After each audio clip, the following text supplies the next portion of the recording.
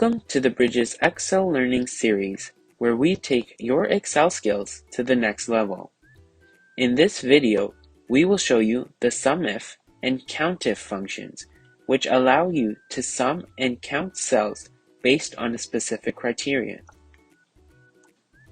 SUMIF calculates the sum if the condition is met. Like all if formulas, it must contain more than one argument. SUMIF works as a conditional statement.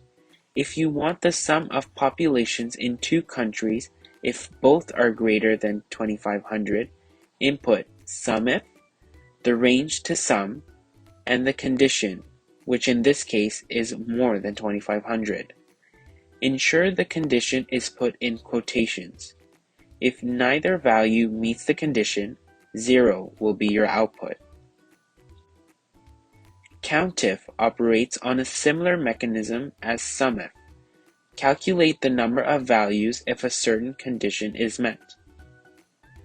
For example, to count the number of population values greater than 5 million, highlight the entire column F and input the argument of greater than sign 5 million. Again, remember to always put quotation marks around the arguments that set the calculation's condition. Check out our website for more presentations. You can also download the dataset to practice the functions yourself.